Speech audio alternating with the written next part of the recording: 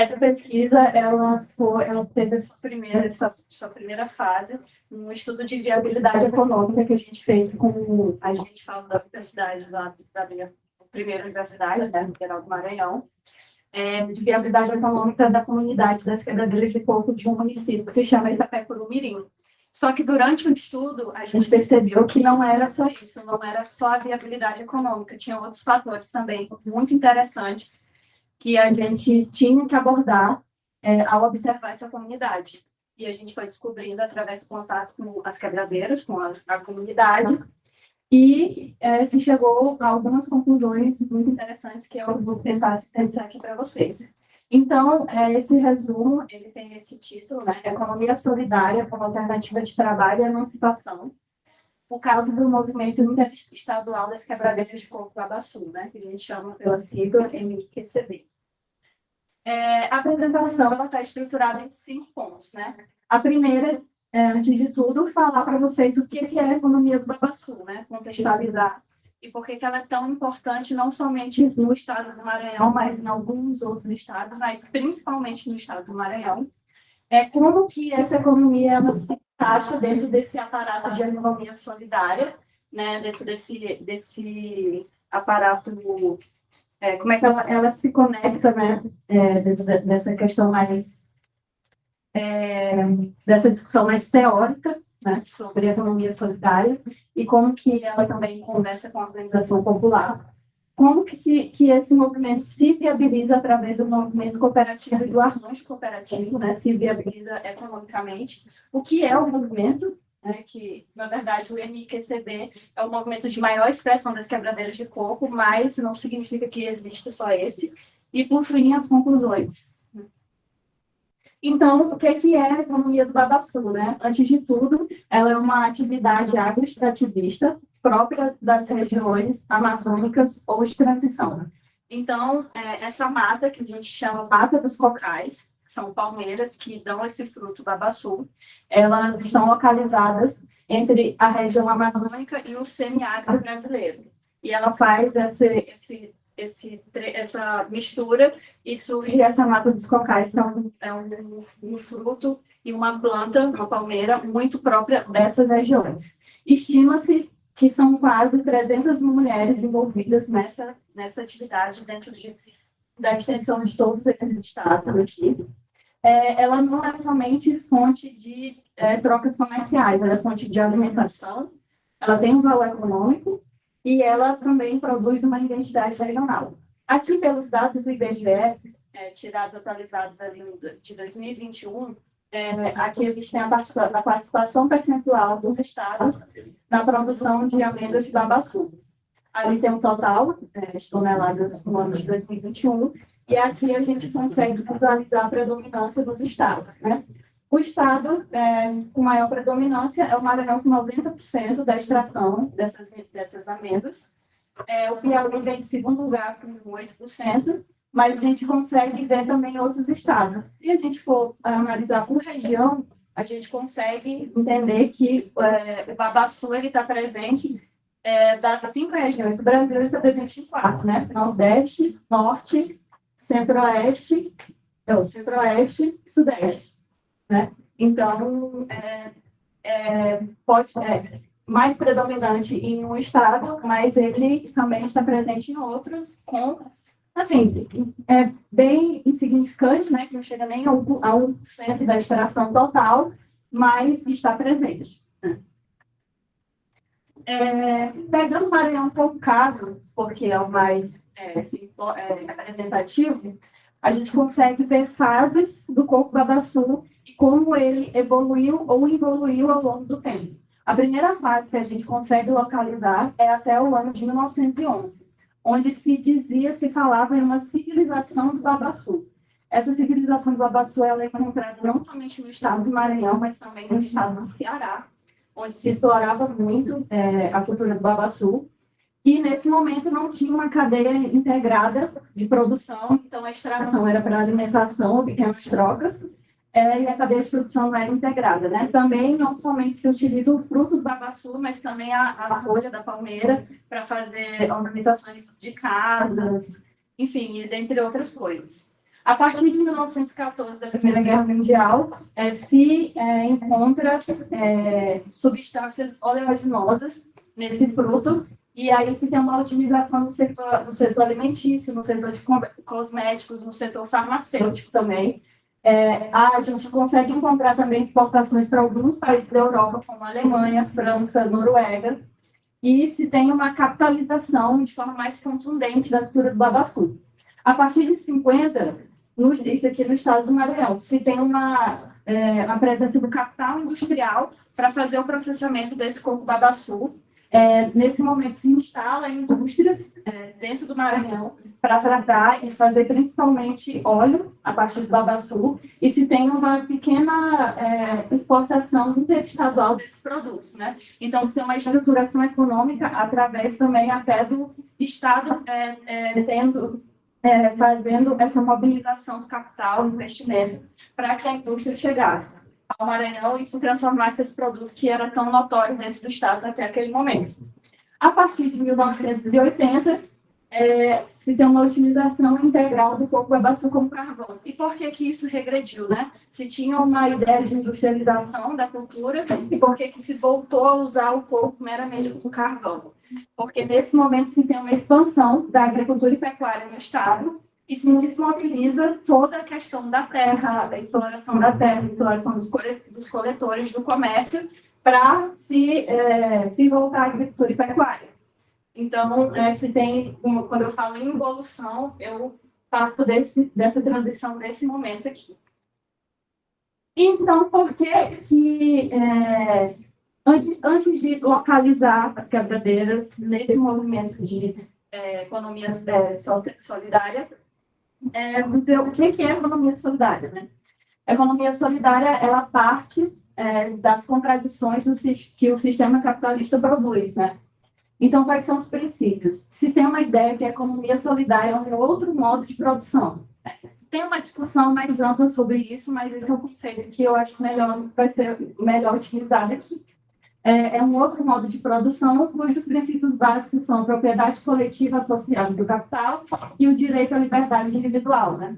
O programa de economia solidária se fundamenta na tese das contradições do capitalismo, cria oportunidades de desenvolvimento de organizações econômicas, cuja lógica é aposta ao modo de produção dominante, sobretudo para o resgate de comunidades miseráveis, ou que foram colocadas nessa situação de miserabilidade, e que se passa por algum processo de autoantecipação. Então, se tem a ideia de que a economia solidária, e dentro desse aparato teórico, essas comunidades podem ser resgatadas de outra forma, que não seja a inserção propriamente dita do sistema capitalista, né? E aqui eu coloco alguns aspectos primordiais da economia solidária. O primeiro é que ele tem que garantir o aspecto econômico, então a sobrevivência material dessa comunidade. O segundo é o político, né, que é a liberdade do indivíduo de se organizar da forma que achar mais oportuna. O crítico, né, tem que ter uma reflexão sobre a realidade, não é propriamente se inserir dentro do aparato solidário. E o ético é saber que as condições entre público e privado, elas se equilibram dentro dessa organização mais geral. E aí, onde que cabe as quebradeiras de coco dentro da economia solidária, né? A primeira coisa é que mulheres em situação rural, elas têm uma forte ligação com a alimentação da família e a produção camponesa. Então, eu pego a citação dessa autora, que ela não está falando sobre quebradeira de coco, mas ela fala sobre essa relação do campo, alimentação e mulheres, né? Por conta da relação das mulheres com o campo, especialmente com a agricultura familiar, que a atividade agroextrativista não deixa de ser dissociada da agricultura familiar, elas se tornam essenciais na contemporaneidade para a construção, a disseminação e a perpetuação do conhecimento sobre culturas alimentares tradicionais, sementes nativas e práticas agroecológicas, mas também a luta pela democratização do acesso à terra e pela soberania da segurança alimentar. Ela falou das quebradeiras de coco sem mesmo saber até da existência das quebradeiras de coco, né? porque as quebradeiras de coco elas não buscam somente a alternativa econômica da viabilidade econômica da produção delas, mas também a proteção da comunidade, o direito à terra, o acesso à terra, a sustentabilidade. Então, a economia solidária ela é uma alternativa à inserção produtiva também, né?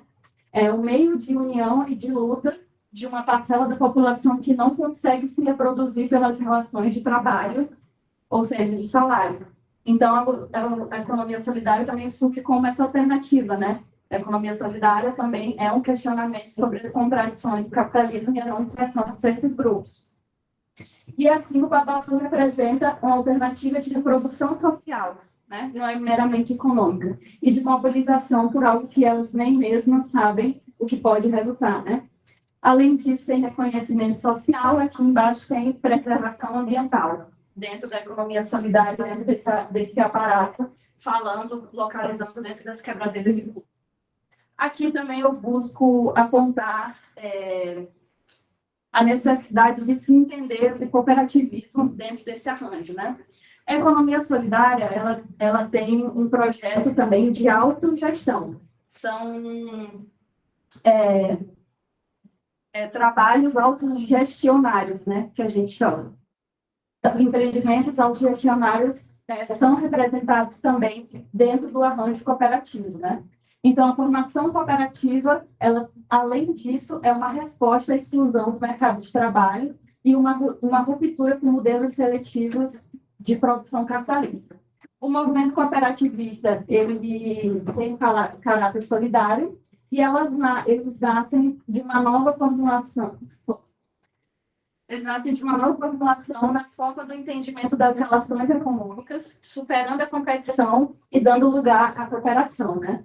O cooperativismo, ele é também uma alternativa à inserção econômica, sendo capaz de incentivar fatores reais como emprego, renda e também aspectos qualitativos e psicológicos, que é o que a gente fala sobre a retomada do sentido do trabalho, né? O trabalho não somente para reprodução social, mas também para um projeto de sociabilidade da sociedade como em geral. Aqui eu pego também uma definição do Singer, né, do que seria esse ideal cooperativo, né. A primeira coisa assim, a ser destacada é que as decisões devem ser tomadas iguais por cada membro. Então, na cooperativa, todos os membros são iguais, nenhum tem uma função maior do que o outro. O capital ele é dividido proporcionalmente para cada membro também e para as decisões que eles tomam de forma solidária e cooperativa. E não somente a questão econômica, novamente voltando, que a educação cooperativa e a conscientização também é uma forma e uma pauta que sempre tem que estar presente sobre esses arranjos solidários. O que é, partindo, o que é o MIQCB, né? O que é o Movimento Interestadual dos Quebradeiros? Ele foi fundado em 91, né? Ele comporta esses 4 estados, Maranhão, Piauí, Pará e Tocantins, Nordeste e Norte.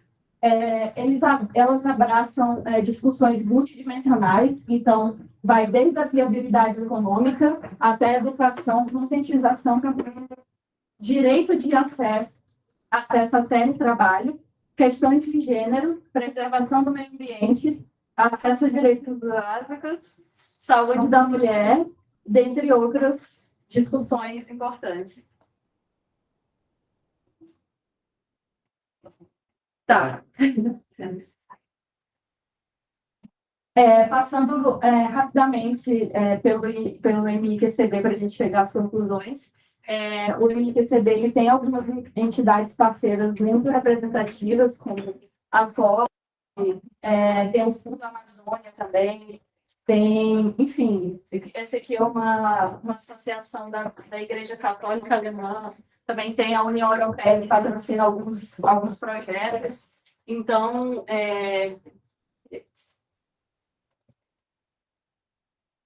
se tem um apoio também a essas pautas que são muito presentes e também que são de fortes discussões hoje em dia, né? Principalmente na questão da preservação do meio ambiente e respeito às comunidades tradicionais. Aqui são alguns projetos que viabilizam o movimento economicamente, além da venda direta, né? Esses, porque aqui não dá para ver, né? Mas são 4 projetos, e todos eles do governo federal, mas desmobilizados atualmente pelo último governo. Então, aqui é um programa de aquisição de alimentos, que tem a venda dos produtos agrícolas, geralmente de agricultura de subsistência ao governo, e o destino a comunidades carentes. Aqui tem o PNAE, que obriga os municípios a comprar produtos da agricultura familiar. Aqui tem o PRONAF, que é um programa de financiamento, e aqui tem uma política de garantia de preços mínimos para produtos da sociobiodiversidade, todos do governo federal. Os projetos ativos do movimento em si, o projeto Floresta Babaçu em Pé, né, que é a defesa das palmeiras do Babaçu Alto, no meio da consolidação da cadeia produtiva do Babaçu. Desculpa, tem o Fundo Babaçu, que é a capitalização para projetos socioambientais da comunidade das quebradeiras, e tem um projeto da União Europeia, que é dar visibilidade para as quebradeiras para fora do território. Aqui são alguns produtos que a cooperativa do MIQCB faz. Aqui a gente tem o sabonete, o sabão, o óleo, o azeite, artesanato e a farinha do Babaçu, né? E vamos chegando às conclusões, eu imagino que hoje já está fazendo tempo. O MIQCB é uma organização de grande relevância, pois consegue suprir as necessidades das cooperadas, tanto no que se refere à esfera do trabalho, quanto às questões sociais, que é isso que fala intelectualmente a economia solidária. As quebradeiras, elas cumprem um papel histórico importante no cenário maranhense, mas não só no maranhense, mas principalmente, né? As quebradeiras, elas observam que a organização do trabalho é uma saída para a situação de precariedade que se encontram e utilizam mecanismos formais para fazer um movimento conciso, né? Foi através da formalização da instituição das quebradeiras de coco associadas que as quebradeiras de coco associadas puderam prosperar, abraçando uma compreensão para além do fator produtivo, né? E sim para a defesa dos seus interesses e mais além dos seus interesses, né? Os interesses de direitos da floresta e os direitos principalmente das comunidades. As cooperativas, elas consistem em definições que vão além do interesse monetário. Os programas cooperativos são incentivados pela organização popular, são base para o início de uma organização do trabalho de caráter autônomo e que supre as necessidades de realização de um trabalho produtivo e da falta de assistência social em algumas esferas. Então, elas se organizaram principalmente como um mecanismo de reação ao não atendimento das necessidades que elas produzem, né? Por um lado, o cooperativismo ele decorre de uma nova moral de estruturação empresarial, né, que é dentro dessa economia do aparato da economia solidária, e onde os conceitos de solidariedade e comunidade estão fortemente presentes, fornecendo uma resposta ao declínio do welfare state e o sentido que outrora tiver o trabalho, né? Não somente se reproduzir materialmente, mas também dar sentido àquele trabalho. E, por outro lado, é uma reformulação do modo de produção capitalista, pois constitui um novo modelo de governança, gestão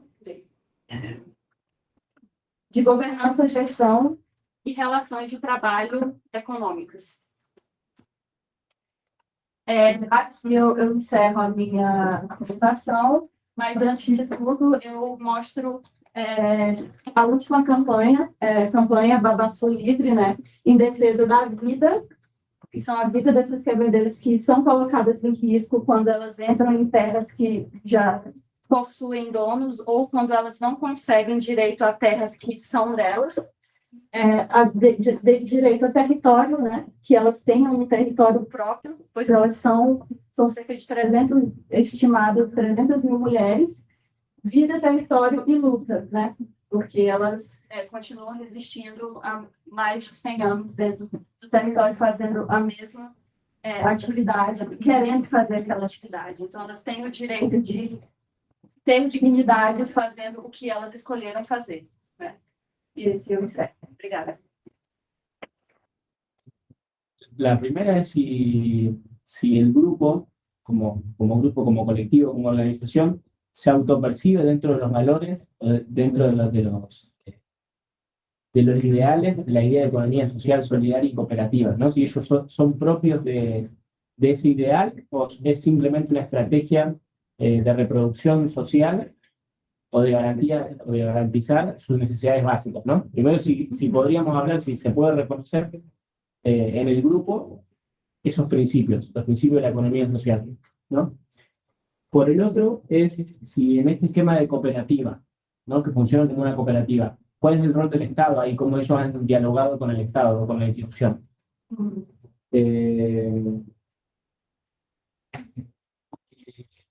Bueno, creo que esas dos. Esas dos.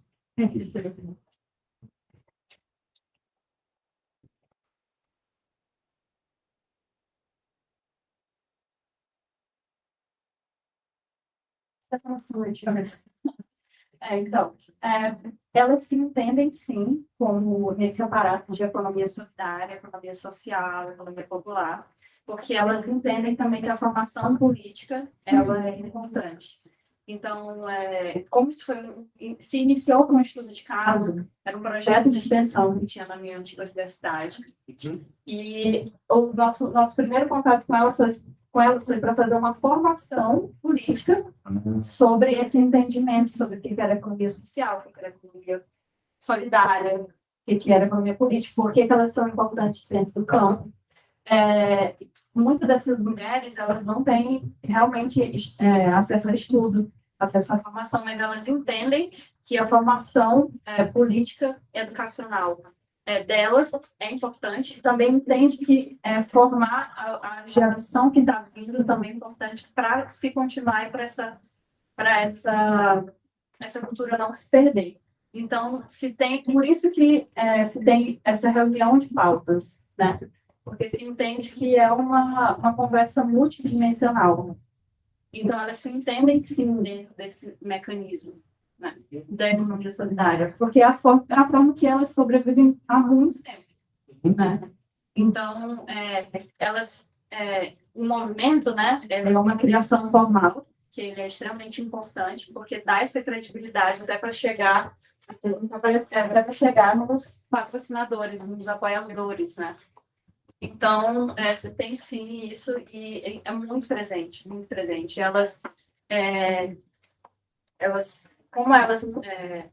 Assim, o movimento é desde 1991, então eles têm altos e baixos dentro disso, né? Alguns momentos eles têm maior organização, outros não. Então, elas conseguem as comunidades que são mais representativas, assim, maiores, por exemplo, trazer escolas, trazer professores, trazer grupos de saúde para atender as mulheres. Então, tem toda uma pauta coletiva sobre a sobrevivência da comunidade, não somente a sobrevivência econômica da cultura do Babaçu, né? Sobre a cooperativa, né? O movimento ele tem um formato, a associação tem um formato, o movimento tem um formato, a instituição tem um formato, e cooperativa ele tem esse objetivo mais econômico, né? Então, elas entendem também que cooperativa é também um objetivo econômico. Então, por isso que elas não colocam o produto do movimento, é o produto da cooperativa do movimento.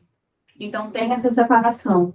E também tem outros grupos que, às vezes, nem são ligados ao movimento interestadual, que também tem cooperativas. Então, a cooperativa do movimento das quebradeiras do município X, ou do estado X. Então, se tem essa busca pela essa viabilidade econômica. Essa relação com o Estado, ela é muito conflituosa, porque foi o Estado, antigamente ali, da Primeira Guerra Mundial até ali 1970, 80, se tinha uma ideia de que elas poderiam acessar terras, entrar em terras que tinham donos, né? Que já estavam sendo agricultáveis e tal, porque a palmeira, pode ver, pode ter um pasto aqui, ou pode ter uma plantação, mas a palmeira ela continua existindo aqui, independente de qualquer coisa. E ela se reproduz de forma muito rápida, porque o coco cai e a palmeira nasce, né? Se tratava o babaçu, inclusive, como uma praga. E se tinha essa questão de derrubada do babaçu. Só que a partir de uma lei que criaram, que se chama Lei do Sarney, e o Sarney foi nosso presidente, e ele foi governador do estado do Maranhão, a lei do Sarney proibia que as quebradeiras entrassem dentro das terras.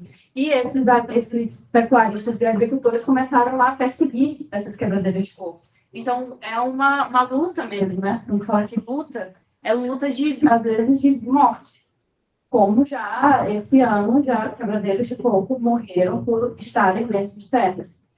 E morreram não, foram assassinados, né? Uhum. Então, essa relação com o Estado ela é conflituosa porque as quebradeiras elas cobram do Estado que, primeiro, se tem um acesso livre às terras, indiscriminado, que elas não vão explorar a terra, elas vão coletar o coco, e somente isso. E elas vão quebrar o coco e ir embora. E só isso. Se tem uma luta que não se derrube as palmeiras, e se tem uma luta que se faça políticas públicas direcionadas para essas mulheres. Então, por exemplo, uma formação política, uma viabilização de uma agroindústria, né? Porque, como você pode ver, elas coletam, isso daqui é um porrete, que elas botam no machado, quebram um pouco em cima do machado no chão. Então, isso aqui é muito precário, né? Então, se tem uma busca por essa agroindustrialização, pelo menos mínima, para fazer uma transformação, para extrair o óleo, para fazer o azeite, o sabão, o sabonete. Então, se tem uma busca por essa política pública. Hoje, o antigo governador de 2 mandatos, Maranhão, que é o Flávio Dino, e que hoje tem um sucessor dele, que se elegeu esse ano, que é o Carlos Brandão, eles têm uma abertura com as quebradeiras de coco, porque eles são governadores que buscam a pauta social, né? Que tem essa discussão social mais forte. Mas a antiga governadora era filha do Sarney, a Rosiana Sarney. Então, ela não fazia muita questão de que fosse viabilizado para elas. Então, assim, é muito sazonal, mas a pressão que elas fazem é realmente assim, impressionante sobre a mobilização que elas conseguem fazer, né? Inclusive com o apoio não está aqui, mas da União Europeia, né? Que é levar essas mulheres para falar o que elas fazem, dizer que elas são relevantes de fato para o território, né? E também, não somente isso, né? Elas são defensoras do território e do meio ambiente, né? Elas até se localizam dentro do estado do bem viver, que é uma teoria que defende os povos originários da Terra como defensores, né, do meio ambiente, contra mudanças climáticas, etc. Ok?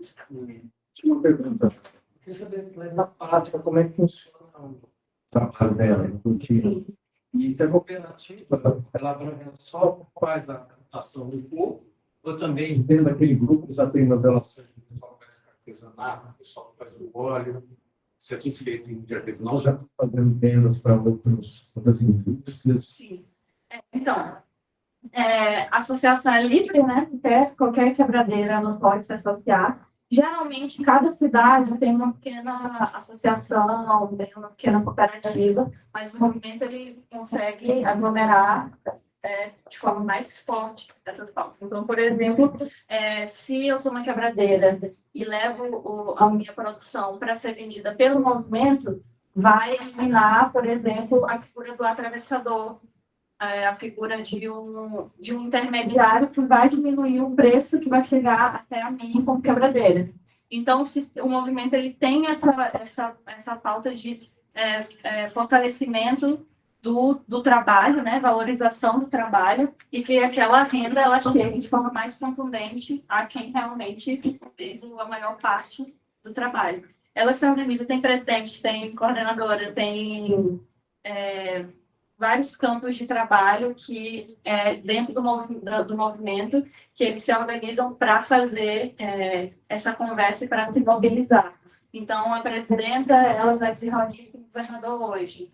A coordenadora de tal coisa vai fazer uma reunião em outro município, ou vai fazer uma palestra. Tem várias, no site delas também, se vocês quiserem ver, tem várias palestras no YouTube que elas chamam também professores, pesquisadores que falam sobre o tema.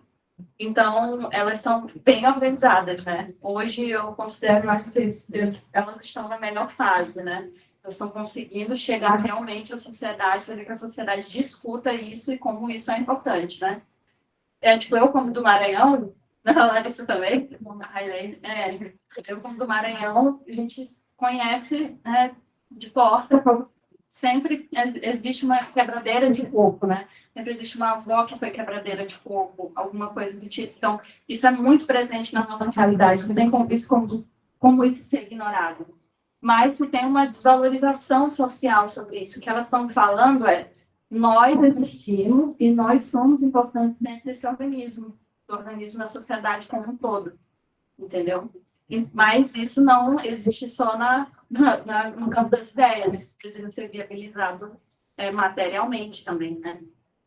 Mas eu acredito que, assim, pela movimentação que eu acompanho, elas estão conseguindo se mobilizar de forma muito boa. E isso também abre brecha para que pessoas quebradeiras que não se associam a elas, não sei, estarem distantes, territorialmente, ou alguma coisa do tipo, consiga se organizar, de fato, incentivar para se organizar e se fortalecer, né? A pauta política, no caso da presidência legislativa, seria mesmo a permissão, ou pelo menos não do impedimento, de exercer essa atividade. Porque hoje você disse que tem uma lei que impede que elas entrem Pode falar. que impede que elas entrem em territórios, né, propriedades privadas e para extrair esse coco. Então, a pauta hoje é que se elimine essa proibição. Não, assim, sim e não. Na década de 60, quando o Sarney foi governador, 60 e 70, se criou uma lei estadual, a Lei de Terras do Sarney. Ficou conhecida por isso. E que se proibia que as quebradeiras de coco entrassem dentro das terras. E as terras do Maranhão, na verdade, elas foram distribuídas entre os grandes latifundiários, né, naquela época, porque algumas terras também não tinham título. E as comunidades originárias dos locais não foram contempladas com essa titulação. Essa lei não existe mais, claro, mas existem leis municipais, a luta dela também é que se faça uma lei, tanto no Congresso Nacional, elas têm uma lei do Congresso Nacional que foi escanteada também, ultimamente, não coincidentemente, né? Mas também se tenham pautas por leis estaduais que garantam isso. Só que isso é uma briga brigar com as elites, né? E aí, quem é que vai comprar essa briga? Qual é a força delas para comprar essa briga? Por isso, a importância do fortalecimento desse movimento, né? Então, elas têm leis municipais. Alguns municípios e municípios grandes, eles têm leis que garantem a entrada sem agressão dessas quebradeiras na propriedade privada, né? Só que a questão não é somente essa, né? É porque se, por exemplo, eu fosse um proprietário de terra e entendesse que as quebradeiras de coco estão lá somente para tirar o coco e sair ou defender a natureza, não me importaria se existisse uma lei ou não. O movimento geral também é por reconhecimento, né? Conscientização. Isso, mas a lei, ela garante. Né? Então, é importante que essa lei exista também. Tem uma movimentação através disso. Tanto que elas, se pegar o site delas, também tem foto de reunião, live, várias autoridades políticas. em busca disso, né? A questão mesmo é que qual é a prioridade dessas autoridades em garantir ou não a permanência dessas mulheres no território, né? E não somente isso, porque elas defendem a preservação dos lavacionais, da mata dos cocais, como é chamado, né? Então, os agricultores, eles vão querer derrubar para plantar, para fazer pasto e etc. E isso vai contra o objetivo capitalista dessas pessoas, né? E aí tem esse embate. Mas é a garantia também da vida, né? Elas entrem e saiam de forma vivas e inteiras para fazer o trabalho delas, né?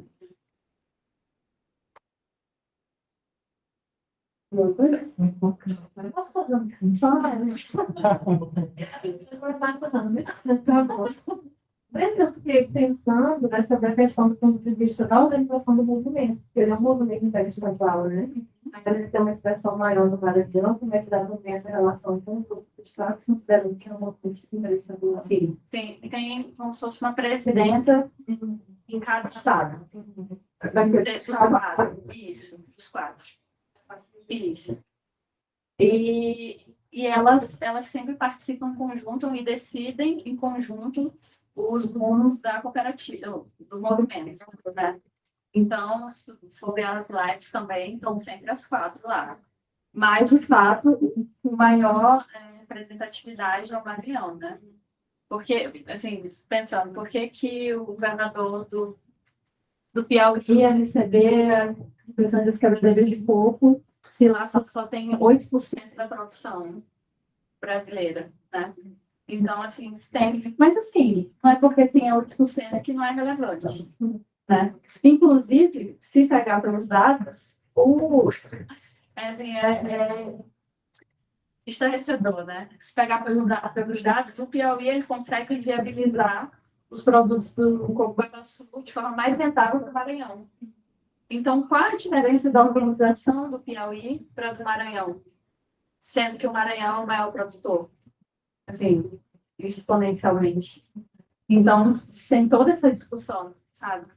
Será que é uma questão mesmo de organização? Será que é uma questão do poder público valorizar ou não?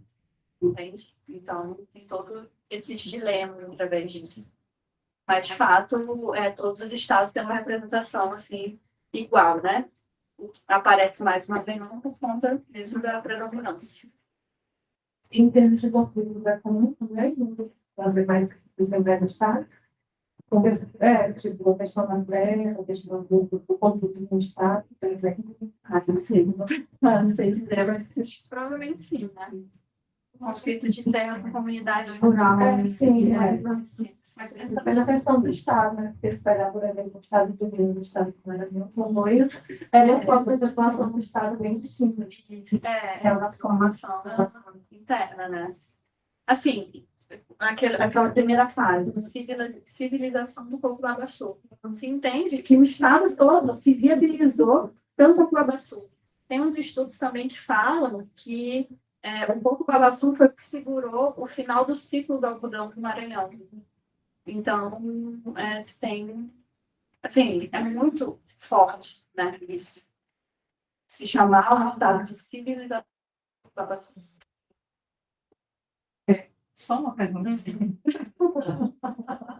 Para produto alimentar, um debate aqui que está legal. Desculpe, eu dei uma saída para eu pegar essa água. Você Não deu. Aproveita e se hidrata, né? Não sei se você falou na sua apresentação, mas elas conseguem viver, essas mulheres, com base exclusivamente nessa atividade de extração do babaçu. Elas conseguem se autogerir, né, e manter a sua subsistência, né, com essa atividade econômica, como é que se dá isso? Então, não necessariamente. Né? O coco-babaçu é uma atividade que ela é associada à agricultura familiar. Sim. Né? Então, elas funcionam em conjunto. Porque justamente pelo valor ser muito baixo. Sim. O valor da venda, da troca. Por isso que se tem uma ideia que a transformação pode ter dar para elas essa autonomia maior economicamente. Financeiramente. Agregado, né? Isso. Não vendem natura. Isso. Então, por isso que tem esse movimento pela monetização da estrutura do Babaçu. Diz que aquela última fase, ali, a partir de 1980, assim, foi como se fosse um absurdo dos rumos que tomaram o Babaçu, porque ele está sendo usado para carvão, sendo que tem várias propriedades que podem ser utilizadas para outras coisas. E o movimento ali entende isso. Entende que as mulheres, elas não precisam recorrer a outro tipo de trabalho, porque o trabalho tem que ser valorizado de forma integral, para aquele trabalho que elas escolheram, que elas desejaram daquela forma, seja capaz de fazer a reprodução social delas. Sim. Então, por isso, é mais uma pauta importantíssima do movimento. Uhum. Mas não, a agricultura familiar está presente também. Sim. Interessante. Só mais uma coisa. É o seguinte, eu estava vendo você falando da pauta delas, né, dessa busca de autorização para fazer a retirada do corpo, mas não acha que isso é uma pauta frágil, infelizmente, porque você vê que em um país capitalista, onde o direito de propriedade é mais importante que qualquer outro, talvez não sei se existe essa pauta de buscar, ao invés disso, uma desapropriação da região, deixar para elas mesmo, porque assim, de uma maneira garantir que elas consigam exercer essa atividade delas por tempo determinado, porque dependendo da autorização de um ou de outro, e de um governo que vai seguir nessa linha ou não. Tem uma questão que ela é primordial e principiante, na verdade, é que elas são povos originários. Então, elas são comunidades quilombolas, elas são comunidades indígenas, elas são mulheres que têm direito àquela terra há muito tempo, e familiarmente, e delas mesmo já estarem de forma permanente aqui. E o título de terra, se ele foi dado para um grande latifundiário, é muita irresponsabilidade do Estado também, né? Então, se tem vários dados que falam sobre essa propriedade de terra, né? O Estado,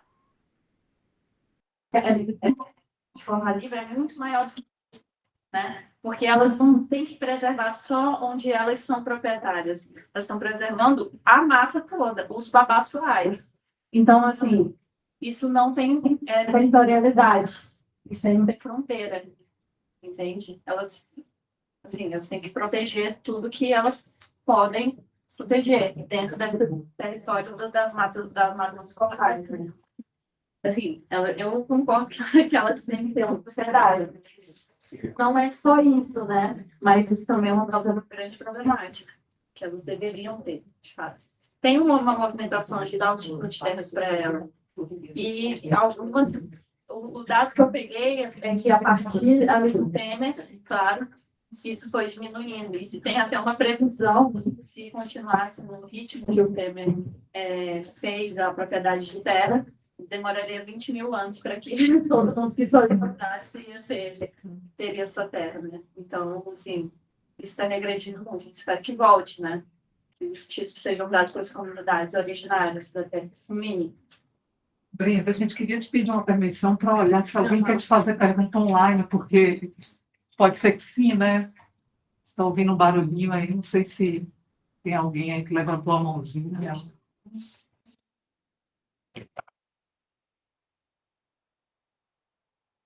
Não sei se eles têm como falar com você diretamente ali, através do robô. Acho que. Ou se a gente tem que dar uma permissão.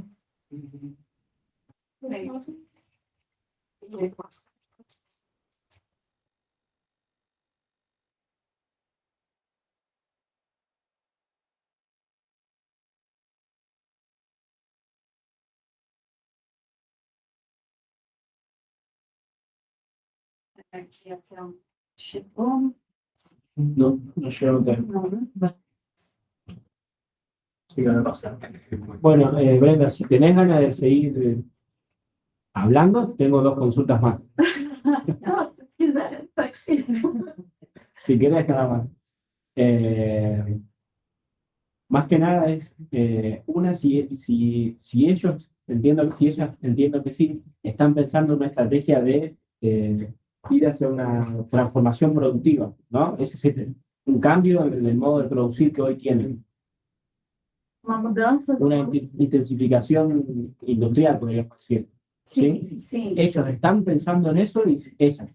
Y si están pensando, ¿de qué manera? ¿Piensan con el Estado? ¿Quién sería, Tá, tá. digamos, la otra parte que acompañaría ese proceso? Aham. Aqui, ó, por exemplo, aqui nos produtos. Aqui nos produtos a gente pode ver que tem toda uma organização para fazer uma logomarca, para fazer um cartãozinho, enfim, Ter uma marca. isso, ter uma marca. Sim. Alguns desses produtos já chegaram ao supermercado, por exemplo. Supermercado Mateus. O Mateus é um supermercado de um maranhense, só que ele já está até na Bolsa de Valores, ele está se expandindo assim, de forma indiscriminada. Só que o Mateus é isso, é um grande conglomerado que pega esse tipo de produto e não está nem aí para sustentabilidade. Então, bota o preço desses produtos muito abaixo para vender no supermercado, né? Muito abaixo do que ele venderia se vendesse para mim diretamente. A questão de chegar no supermercado é que fica mais acessível para mais pessoas, né? Só que eu imagino que não seja economicamente viável produzir em escala e produzir a um preço muito, muito baixo só para garantir que ele chegue no supermercado. Eu já vi o produto do Mateus, mas eu não vejo mais, que eu acho que é justamente por causa disso. Mas elas vendem em feiras, elas sempre estão presentes em, enfim, vários eventos assim que sabem que tem aquela valorização do produto mais artesanal e etc. Não somente a cooperativa do movimento faz esses produtos dessa forma. Tem algumas comunidades que são na fronteira do trilho da Vale, de trem da Vale, que passa a ferrovia da Vale do Rio, não é mais a do Rio Doce, né? Vale. Isso, a empresa de transformação de minério. E essa empresa, ela é obrigada a dar os incentivos para as comunidades, dar incentivos para projetos sociais nas cidades onde ela passa ferrovia para tentar diminuir o impacto. No município, tem um município que chama Vitória do Mearim, o município do meu pai, inclusive. Tem uma cooperativa que ela é até grande e ela vende, por exemplo, chips de coco-babaçu. Então, como se fosse um salgadinho. E vende esses outros aqui que são mais padrões, né? O sabão, o sabonete, o óleo, a farinha. Então, não somente o movimento, a cooperativa do movimento, ela tem essa viabilidade econômica, né? Mas se entende que é essencial que elas consigam fazer a transformação da matéria-prima para se viabilizar economicamente. E todos essas organizações, elas funcionam dentro desse aparato de cooperativa, de associação, se entendem como economia solidária, economia social, né? E pegam, de fato, a própria mão de obra das quebradeiras. Não trazem ninguém de fora. Né? Tem também um fato curioso é que antigamente, né? Por isso que é importante a conscientização e a formação política, né? Algumas das associações das mulheres quebradeiras de coco-babaçu, o presidente era um homem, né? Então, assim, isso com a conscientização e a formação política, isso foi mudando ao longo do tempo. E a gente, de fato, vê as mulheres protagonizando esse movimento, né? Essa movimentação.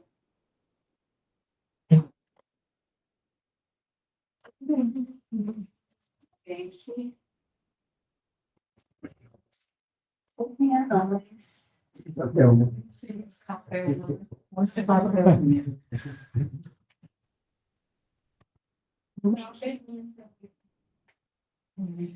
quantas mulheres sabem da associação e como a forma de remuneração?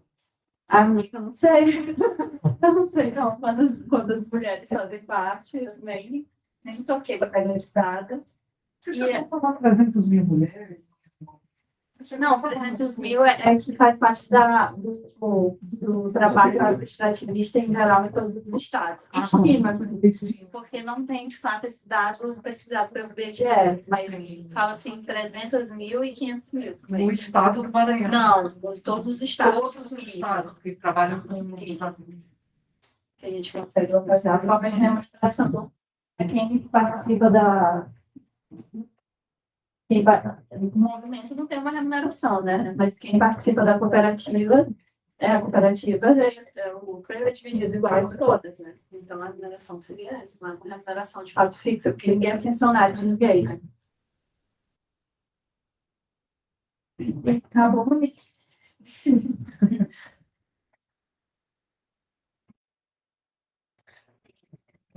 Genial, entonces. Bueno, si el público tiene consultas, yo un aplauso para...